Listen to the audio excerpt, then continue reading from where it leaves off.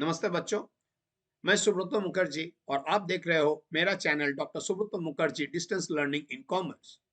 आज मैं ratio analysis का एक सवाल डिस्कस करने वाला हूं। सभी से निवेदन है कि आप इस चैनल को सब्सक्राइब करें और जो भी वीडियो मैं प्लेलिस्ट सेक्शन में अपलोड किया हूं उसको आप ब्राउज करके देखें। जो कॉमर्स के स्टूडेंट्स हैं उन्हें इन वीडियो से लाभ मिलेगा और आप मेरे साथ संपर्क कर सकते हो व्हाट्सएप और ईमेल के माध्यम से। आप अपना कमेंट जरूर लिखें और अपने दोस्तों को जो लोग कॉमर्स लेके पढ़ाई कर रहे हो उन्हें जरूर बताएं इस चैनल के बारे में। सवाल आपके स्क्रीन के ऊपर है। Following information is available regarding two companies. So हमारे पास दो कंपनी दिया गया है, एक है नेमो और एक है Dory. So as at June 30, 2022 and rupees is given in thousand. So we have current assets inventory है 1200 और 720। फिर रिसीवेबल्स 1500 और 900। करंट लायबिलिटीज में ट्रेड पेएबल्स है 900 और 1100। For the year ending 30 June 2022 sales 30,000 और 19,300 दोनों कंपनी का, और कॉस्ट ऑफ सेल्स दिया गया है 14,500 और 11,200। Other information: the credit sales of Nemo represents 80% of total sales, whereas credit sales of Dory represents 100% of total sales. इसका मतलब है कि जो सेल्स फिगर दिया गया है उसमें कैश सेल्स और क्रेडिट सेल्स दोनों दिया गया है। सो कैश सेल्स है 20%, नेमो लिमिटेड का और नेमो का, और डोरी का टोटल जो सेल्स है वो टोटल ही क्रेडिट सेल्स दिया गया है। फिर closing stock of Nemo is 20% higher than opening stock, whereas closing stock of Dory is 10% less than opening stock. So यहाँ पर इन्वेंट्री नेमो का दिया गया है 1200 और डोरी का दिया गया 720। हम लोग का जो फिगर में दिया गया है कि इन्वेंट्री जो क्लोजिंग स्टॉक है, ये क्लोजिंग स्टॉक है तो इसका ओपनिंग स्टॉक क्या था, कितना था। सो ये जो क्लोजिंग स्टॉक है ये 20% ज्यादा है ओपनिंग से। इसका मतलब मेरा ओपनिंग स्टॉक कितना था, opening stock 1200 multiply by 100 divided by 120। सो ये आपको मिलेगा 1000। देखिए अगर ओपनिंग स्टॉक मेरा 1000 है तो क्लोजिंग स्टॉक 20% ज्यादा है, इसका मतलब 1200 मिल गया। और क्लोजिंग स्टॉक यहाँ पर 720 है जो ओपनिंग स्टॉक से 10% कम है, तो मेरा ओपनिंग स्टॉक इसके लिए डोरी का है 720 गुना 100 डिवाइडेड बाय 90 मीन्स 800। सो अगर मेरा ये ओपनिंग स्टॉक 800 रहता तो क्लोजिंग स्टॉक 10% कम है तो 720। फिर ट्रेड पेबल्स ऑफ नेमो, सो ये हमारा इन्वेंट्री खत्म हो गया। फिर आपका अच्छा सेल्स डिस्कस कर लें।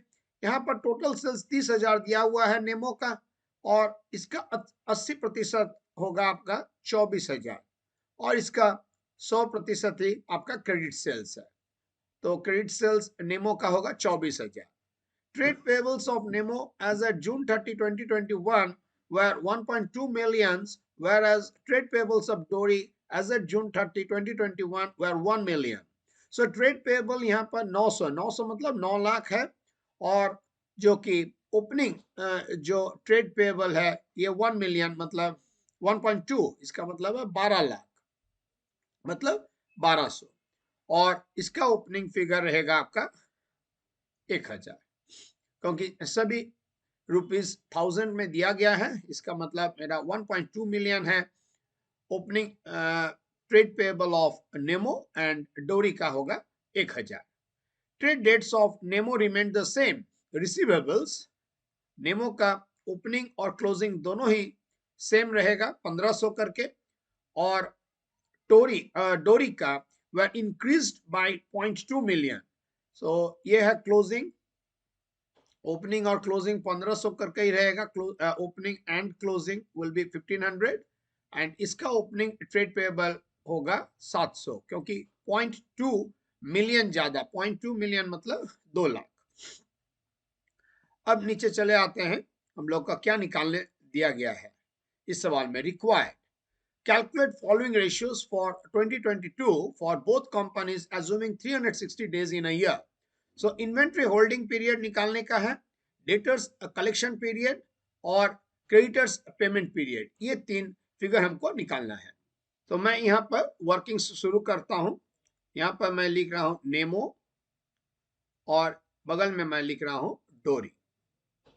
सबसे पहले मेरा फिगर दिया हुआ है सेल्स, जो मैं पहले ही आपको समझा चुका हूं। यहाँ पर ₹1000 में दिया हुआ है नेमो और डोरी दोनों में। सेल्स है आपका नेमो में 30,000 और डोरी में 19,300। इसका मतलब क्रेडिट सेल्स कितना होगा, इसका 80% मतलब 24,000 और इसका 100% ही क्रेडिट सेल्स है मतलब 19,300। इसमें ये जो सवाल दिया गया है इसका वर्किंग्स बहुत इंपॉर्टेंट है। आपको वर्किंग्स सही तरह से समझना है ताकि आपको कोई मुश्किल ना हो इसको समाधान करने में। यह है क्रेडिट सेल्स निकाल लिए हम पहले।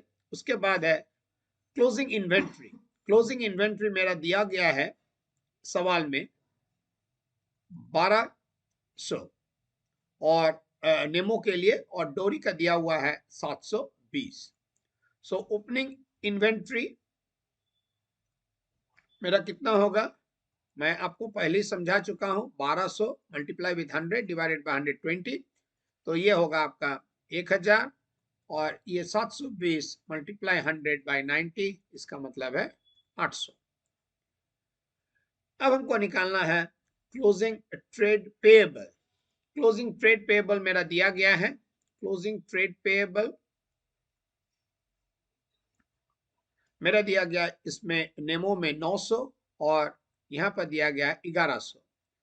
ओपनिंग ट्रेड पेएबल और ओपनिंग क्रेडिटर्स कितना निकलेगा, इसका होगा 1200 क्योंकि 1.2 मिलियन बोला गया है, और यहाँ होगा 1 मिलियन मतलब 1000। अब डी पॉइंट में क्लोजिंग रिसीवेबल्स मतलब डेटर्स। क्लोजिंग रिसीवेबल्स दिया हुआ है सवाल में 1500 और इसमें है 900 डोरी में। ओपनिंग रिसीवेबल्स मेरा नेमो का सेम रहेगा क्योंकि ओपनिंग और क्लोजिंग रिसीवेबल दोनों का सेम है नेमो में, पर डोरी में ये बड़ा है 0.2 मिलियन मतलब 2 लाख रुपया बड़ा है, तो 700 इसका ओपनिंग रिसीवेबल्स।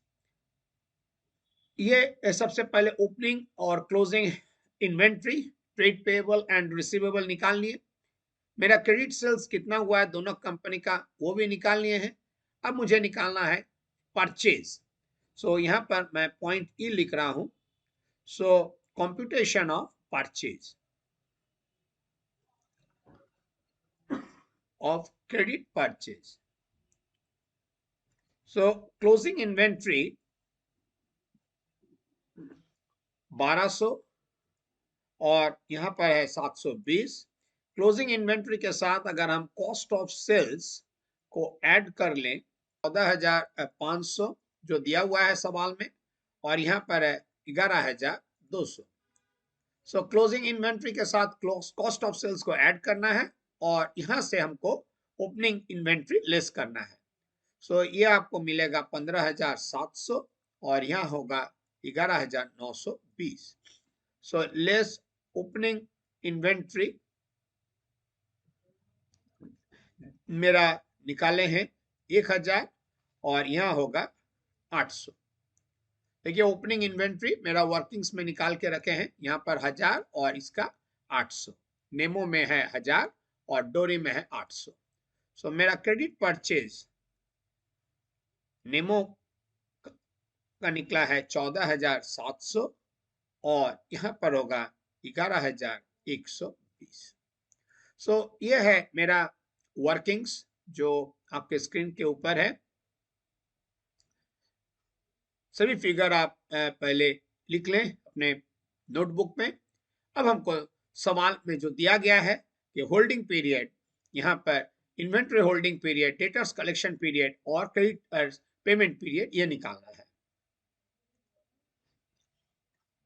मैं अगले सीट में हम निकालेंगे यहाँ पर।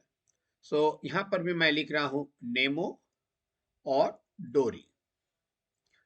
सो सबसे पहला लिखना होगा inventory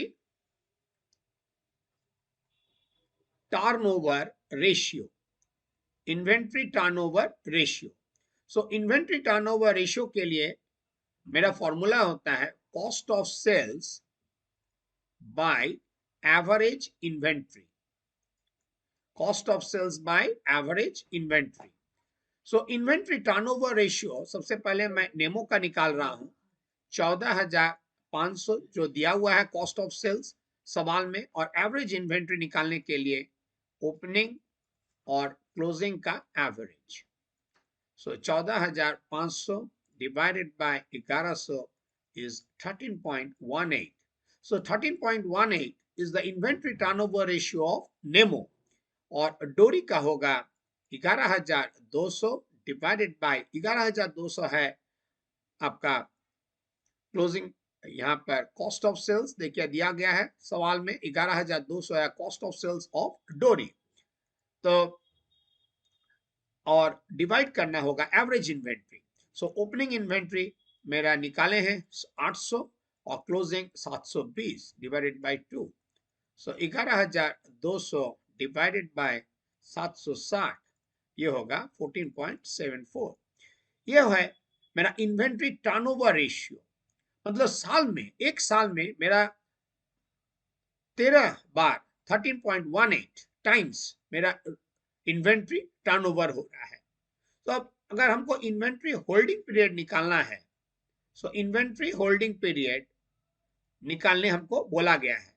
so inventory holding period निकालने के लिए मुझे 360 डेज साल में पकड़ना है, क्योंकि एज्यूम करना है कि 360 डेज होता है एक साल में, जो कि सवाल में दिया हुआ है, और डिवाइड करना होगा इन्वेंट्री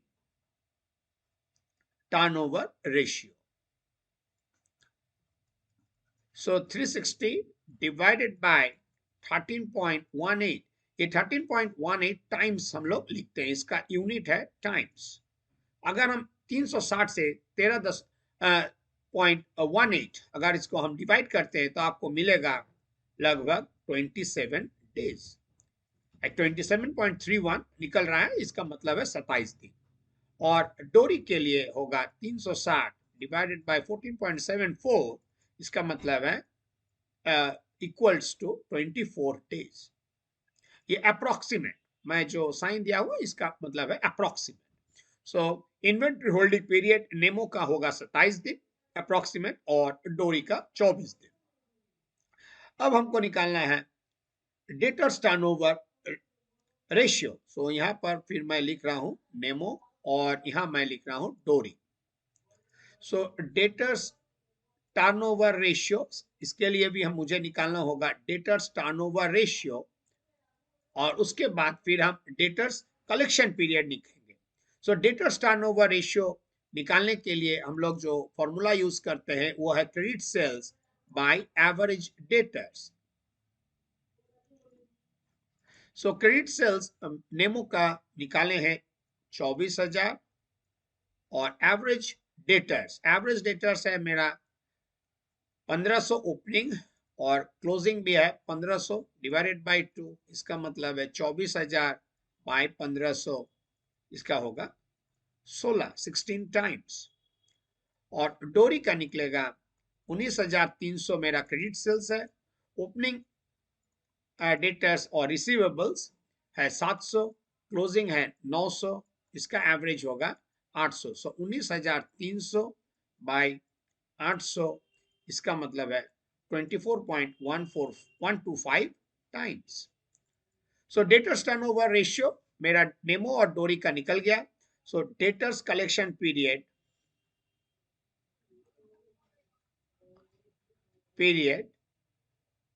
ये भी है 360 days divided by debtors turnover ratio. So इसके लिए आप डायरेक्ट डेटर्स कलेक्शन पीरियड भी लिख सकते हो कि 360 days bye debtors turnover ratio. फिर यहाँ पर मुझे ये फॉर्मूला लिखना पड़ सकता है, इसीलिए मेरा सजेशन यही रहेगा कि आप पहले डेटर्स टर्नओवर रेशियो निकाल लो, उसके बाद आप डेटर्स कलेक्शन पीरियड निकालो। इन्वेंट्री टर्नओवर रेशियो पहले निकाल लो, उसके बाद इन्वेंट्री होल्डिंग पीरियड निकाल लो। इससे आपका गलती करने का संभावना बहुत कम होता है। सो 360 डिवाइडेड बाय 16, इसका मतलब है अप्रोक्सीमेटली 23 डेज। सो 23 दिन में आपका डेटर्स पेमेंट कर रहा है आपको, और नेमो में और डोरी में निकलेगा 360 divided by 24.125 is approximately 15 days. So debtors turnover ratio पहले निकालना है, उसके बाद आप डेटर्स कलेक्शन पीरियड निकालिए। अब हमको निकालना होगा क्रेडिटर्स पेमेंट पीरियड। यहां पर मेरा सवाल में दिया गया है क्रेडिटर्स पेमेंट पीरियड। सो फिर यहां पर मैं लिख रहा हूं नेमो, और यहां पर मैं लिख रहा हूं डोरी। सो क्रेडिटर्स टर्नओवर रेशियो, इसके लिए भी मैं पहले निकालूंगा, उसके बाद क्रेडिटर्स पेमेंट पीरियड निकालने का है। सो क्रेडिटर्स टर्नओवर रेशियो, इसके लिए होगा क्रेडिट परचेज। अब पता चल गया होगा आपको कि मुझे वर्किंग्स में क्रेडिट परचेज क्यों निकालने हैं। Credit purchase by average creditors और average trade payables, average creditors और average trade payables. So credit purchase नेमो का मेरा निकला है 14,700। आप देख सकते हो सीट 1 में 14,700 मेरा क्रेडिट परचेज नेमो में निकला है, और 11,120 डोरी में निकला है। सो 14,700 bye average creditors. So average creditors 1200 है ओपनिंग, मतलब 1.2 मिलियन एंड 900 डिवाइडेड बाय 2, इसका एवरेज। सो 14,700 डिवाइडेड बाय 1050, सो ये है 14 टाइम्स। और डोरी का है 11,120 डिवाइडेड बाय 1000 और 1100, इसका एवरेज निकालना है। सो 11,120 बाय 1050, इसमें भी है 1050, सो है 10.59 times. So creditors turnover ratio Nemo में 14 टाइम्स है, और डोरी का है 10.59। So creditors payment period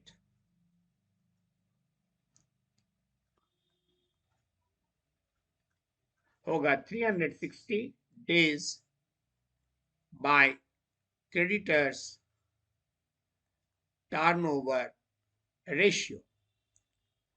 so 360 by 14 आपका होगा 26 दिन, 26 डेज, और इसका होगा 360 bye 10.59 which is equivalent to or equal to 34 days. उम्मीद है आप लोग सवाल और सॉल्यूशन दोनों अपने नोटबुक में लिख लिए होंगे। कहीं पर अगर समझने में दिक्कत होता है तो बेझिझक मेरे साथ व्हाट्सएप और ईमेल में के माध्यम से कांटेक्ट कर सकते हैं।